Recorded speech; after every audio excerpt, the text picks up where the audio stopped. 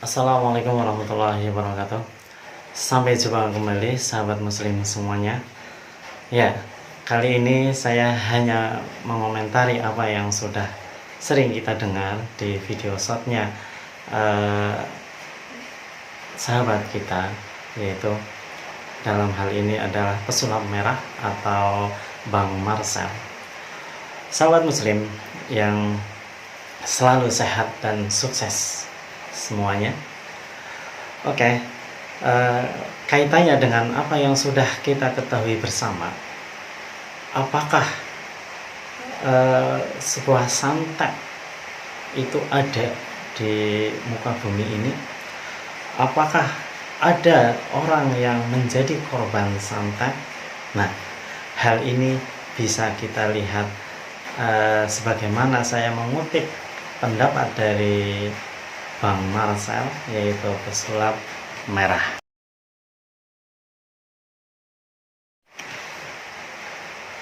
Dalam hal ini, kalau kita lihat dari beberapa video yang bisa saya tangkap, kalau untuk hal-hal terutama yang ada di Indonesia, bahwasanya apakah ada orang yang bisa disantet, dimasukin batu, dimasukin semen, dimasukin paku dan yang lainnya.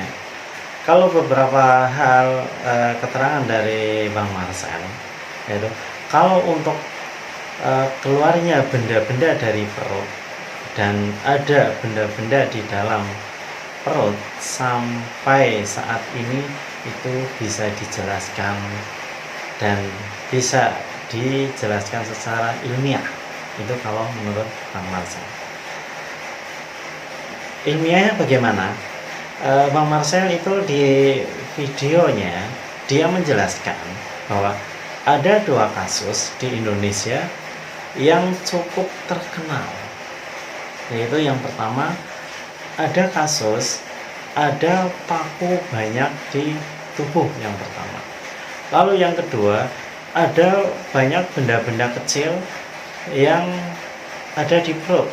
Benda-benda kecil itu berupa koin, tutup botol, uang kertas 20 ribuan dan yang lainnya. Tetapi ketika kita telusuri oleh seorang psikiater dan psikolog, dan awalnya orang tersebut seolah-olah itu seperti kena santet. Tetapi ketika dicecar dan dimintai keterangannya, dan keterangan-keterangan dari situ, lalu dari psikolog pun menekan supaya jujur dan mengatakan apa adanya.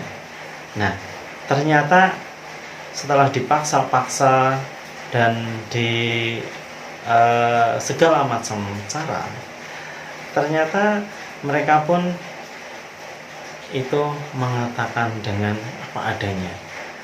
Kalau itu bahwa dia ada semacam gangguan PICO, yaitu PICO, ya, di mana gangguan-gangguan tersebut adalah menyerang kepada seseorang, yaitu mengenai tentang pola makan. Nah, seperti dulu kita juga sok mendengar ada seorang anak yang suka minum bensin. Ketika dalam sehari tidak minum bensin akan terjadi sesuatu. Nah, hal ini juga sama. Ketika ada seseorang yang kena penyakit PICO atau gangguan PICO, yaitu di mana seseorang itu makan bukan makanan yang normal,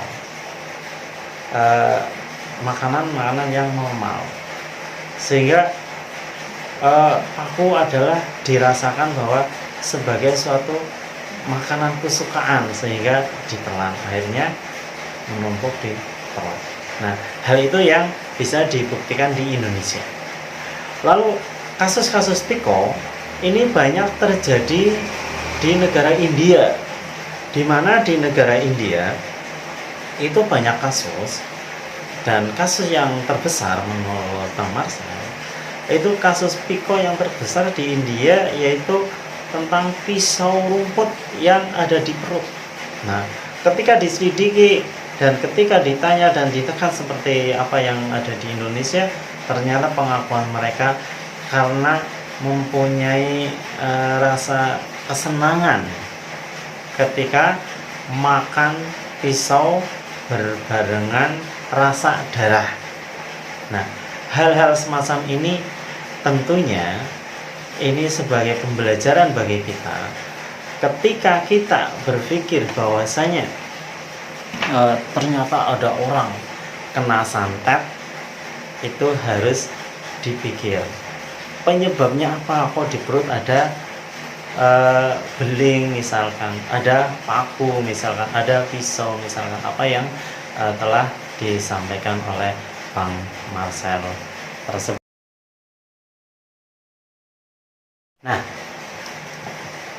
hal-hal semacam itulah yang harus kita perhatikan benar-benar, dan kita sebagai seorang muslim pun tentunya bukan berarti kita menghilangkan kepercayaan kita terhadap alam gaib. Alam gaib kita sebagai seorang muslim tentunya wajib percaya, karena Allah dan Rasulnya juga mewajibkan kita untuk percaya terhadap hal-hal yang gaib. Tetapi kalau tentang penyakit bisa dikirim atau benda-benda bisa dimasukkan, ini yang harus kita perhatikan, dan ini yang harus kita jangan gampang percaya. Sebagai misal, ada orang sakit katanya lengannya ada pakunya, oh diambil pakunya. Kalau memang dipasang oleh orang tersebut sebagai susuk, betul bisa digunakan. Atau emas dimasukkan di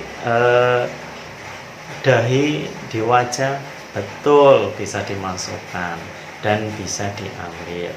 Hal-hal itu tentunya bukan sesuatu yang gaib, tetapi sesuatu yang bisa dibuktikan karena meletakkan. Sebagai contoh, saat ini ada seorang perempuan yang KB susuknya dipasang di bagian kiri atau kanan, saya nggak tahu, setelah 5 tahun baru dilepas. Nah, itu tentunya medis.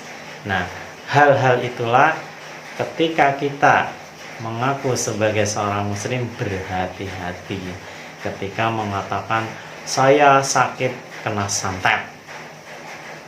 Nah, hal itu yang harus kita saling memperhatikan dan saling mengingatkan supaya kita tidak terjerumus kepada kesyirikan. Oke, begitu yang bisa saya sampaikan, dan saya sangat mendukung apa yang disampaikan oleh Mas Marcel atau si pesulap merah.